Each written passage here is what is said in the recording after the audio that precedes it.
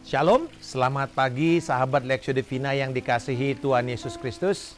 Menutup seri pengajaran singkat kita yang berjudul Yesus Kristus Tuhan, kita akan melihat bagaimana Yesus menyelesaikan, membungkam semua pengkritik-pengkritiknya dengan sebuah pertanyaan yang sungguh-sungguh tidak bisa mereka pikirkan. Dan topik kita hari ini akan berjudul Putra siapakah dia? Setelah menjawab orang Farisi di dalam pertanyaan tentang hukum yang terbesar, kali ini Yesus sendiri yang mengajukan pertanyaan kepada mereka. Dan kali ini pertanyaan itu saya katakan diakhiri bahwa mereka tidak bisa lagi bertanya kepada Yesus. Tidak mau lagi karena mereka tahu akan jawabannya. Matius pasal yang ke-22 ayatnya yang ke-41 sampai 46 dikatakan, ketika orang-orang Farisi sedang berkumpul, Yesus bertanya kepada mereka, katanya, "Apakah pendapatmu tentang Mesias? Anak siapakah dia?" Kata mereka kepadanya, "Anak Daud." Katanya kepada mereka, "Jika demikian, bagaimanakah Daud oleh pimpinan roh dapat menyebut dia tuannya? Ketika ia berkata, 'Tuhan telah berfirman kepada Tuanku, duduklah di sebelah kananku sampai musuh-musuhmu kutaruh di bawah kakimu.' Jadi jika Daud menyebut dia tuannya, bagaimanakah mungkin ia anaknya pula?" Tidak ada seorang pun yang dapat menjawabnya, dan sejak hari itu tidak ada seorang pun juga yang berani menanyakan sesuatu kepadanya. Pertanyaan Yesus, apakah pendapatmu tentang Mesias? Anak siapakah dia? Nah, kita tahu bahwa ini pertanyaan begitu penting. Sebab pertanyaan apa pendapat Anda tentang Mesias ini sudah menjadi sebuah isu yang terus-menerus dikobarkan sejak Yesus Kristus sampai sekarang. Ada banyak jawaban-jawaban yang diberikan orang ketika kita bertanya, menurut pendapat Anda, siapakah Kristus atau siapakah Mesias itu? Dari beberapa penggalan sejarah. Yang pertama, dari orang Yahudi tahun 100 Masehi, ada yang menulis bahwa Yesus mempraktekkan sihir dan menyesatkan bangsa Israel. Jadi dia dianggap sebagai penyihir dan penyesat di Israel. Kaisar Romawi yang bernama Julian, yang digelari sebagai Julian si Murtad, yang memerintah dari tahun 361 sampai 363 Masehi, telah menjadi musuh orang Kristen, musuh gereja. Dia memandang Yesus seperti ini. Yesus sekarang telah dirayakan sekitar 300 tahun. Tidak melakukan apapun dalam hidupnya yang layak untuk ketenaran. Kecuali ada yang berpikir bahwa pekerjaan yang sangat besar untuk menyembuhkan orang lumpuh dan buta dan mengusir orang kerasukan roh jahat di desa Betsaida dan Betani. Ini sama dengan tuduhan orang Farisi yang mengatakan kepada Yesus di dalam Matius 12 bahwa dia adalah keturunan Beelzebul. Dia mengusir setan dengan bantuan roh-roh jahat. Jadi dia datang dari neraka, dia agen si iblis. Tetapi orang-orang yang diberkati dengan pelayanan Yesus, saudara dan saya, pasti akan melihat Yesus berbeda. Termasuk orang-orang yang juga mungkin tidak mau mengambil posisi pro atau kontra. Nah, pada orang-orang seperti ini, mari kita melihat apa yang mereka katakan tentang Yesus. Aruzo ini mengatakan pandangannya tentang Kristus. Ketika Plato menggambarkan orang benar dalam gambaran idealnya atau gambaran imajinernya, yang syarat dengan semua hukuman kesalahan, namun pantas mendapatkan penghargaan tertinggi dari kebajikan, dia menggambarkan dengan tepat karakter Yesus Kristus. Jadi bahkan Plato sendiri menurut gambaran Jacques Rousseau mengatakan tentang ini loh gambarannya. Dia dihukum dengan begitu banyak hukuman, tetapi juga dia mendapat penghargaan yang tertinggi dari kebajikan.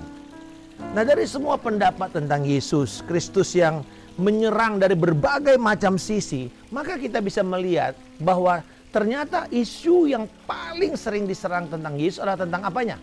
Keilahiannya. bukan kemanusiaannya. Begitu banyak orang meragukan apakah sungguh Yesus itu Tuhan, apakah dia putra Allah. Dan ini mengacu kepada doktrin Tritunggal. Doktrin di mana kita percaya bahwa Yesus Kristus itu adalah pribadi kedua dari Tritunggal yang kudus, di mana dia satu pribadi tapi memiliki dua natur atau dua sifat. Sifat kealahan tetapi juga sifat kemanusiaannya. Dan semua yang dikategorikan ini, semua kalau kita melihat kategori-kategori pengajaran sesat atau bidat di dalam kekristenan, selalu pasti bermasalah dengan keilahian Yesus Kristus. Atau kesetaraannya dengan Allah itu dipertanyakan oleh para pengajar palsu atau bidat-bidat ini. Nah, pertanyaan Yesus tentang kepada orang Farisi ini pun sama. Bagaimana pendapat kamu tentang Mesias? Kalau kita berbicara mengenai Mesias, itu adalah kata lain dari Kristus. Jadi di Perjanjian Lama, Mesias itu adalah kata yang dipakai di Perjanjian Baru Kristus. Karena Mesias itu artinya yang diurapi atau yang dinantikan, seseorang yang dinantikan itu.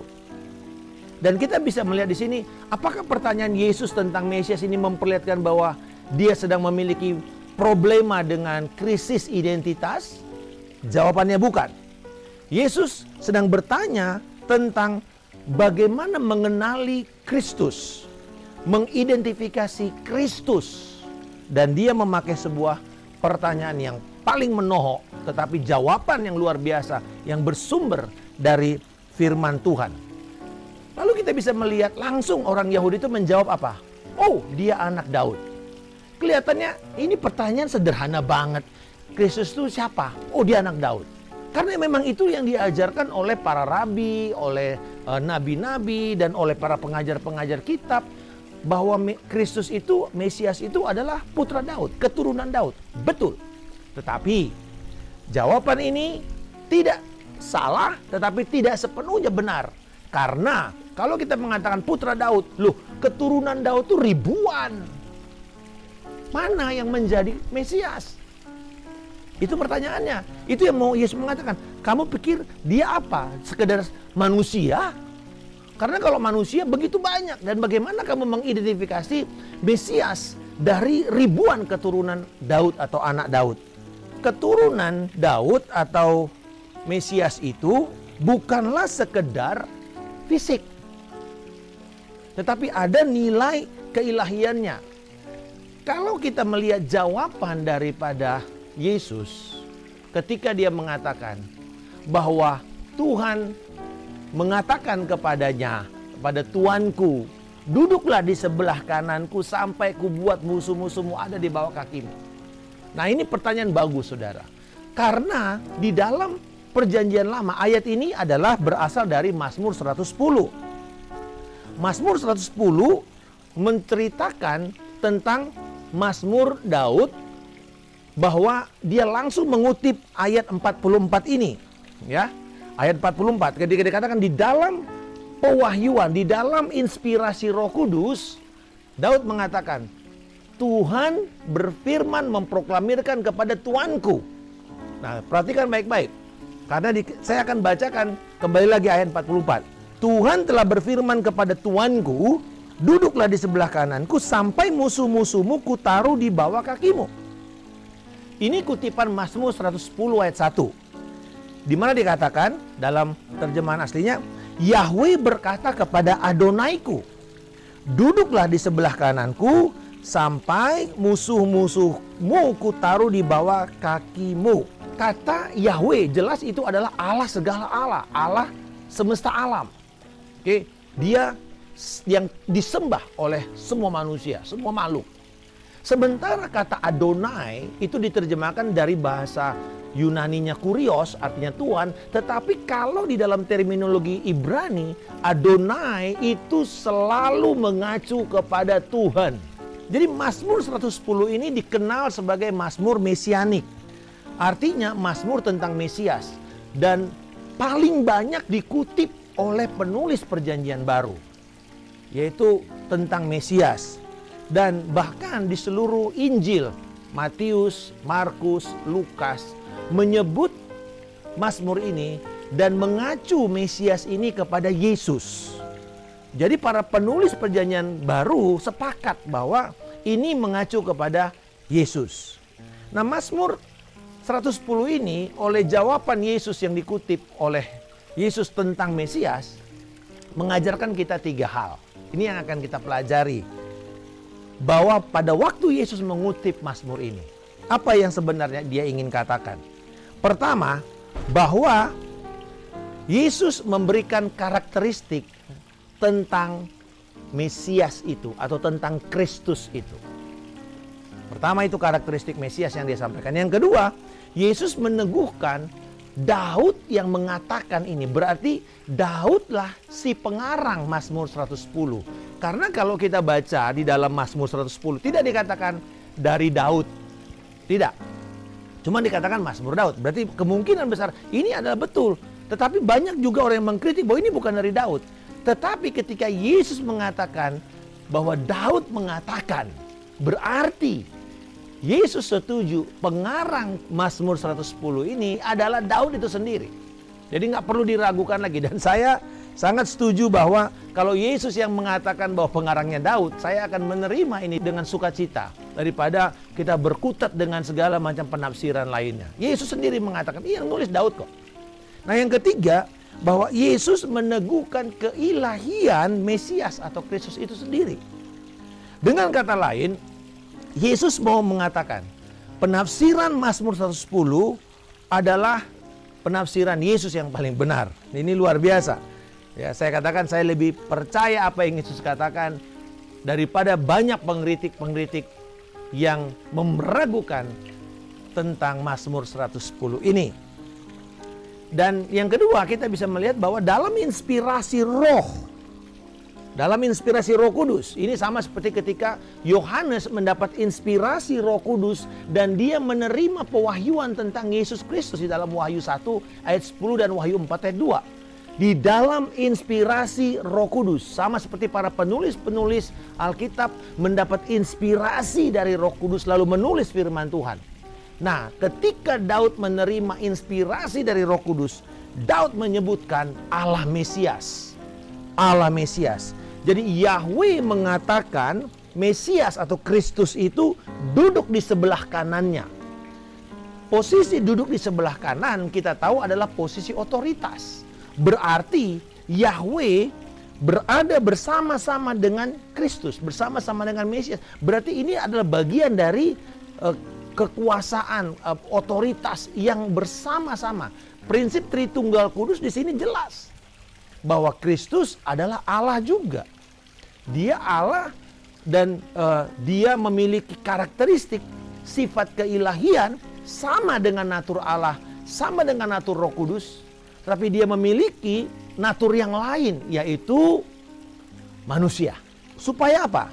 Supaya kita bisa menerima keselamatan. Karena dia harus mati. Dengan kata lain, Kristus itu putra Daud. Betul. Tetapi kita mesti tambahkan juga, Kristus adalah putra Allah. Kristus adalah putra Allah. Jadi kita sekarang tahu, Kristus yang dikatakan oleh Yesus ini sebenarnya dia mau mengatakan, hei orang Farisi, kamu melihat Mesias sekarang itu ada di depan matamu. Itu cara lain Yesus mau mengatakan, saya itu Mesias. Dia adalah Allah yang telah menjadi manusia. Dia pribadi Allah Tritunggal dengan natur Allah dan juga natur manusia. Dan saya mendorong kita semua supaya kita benar-benar berpegang teguh kepada firman ini. Dan saya bersyukur hanya dengan penjelasan singkat Yesus dan menafsir Mazmur 110 sangat jelas sejak perjanjian lama sampai dengan perjanjian baru. Tidak ada pertanyaan tentang keilahian Kristus. Semua menuju kepada satu pribadi, yaitu Yesus Kristus.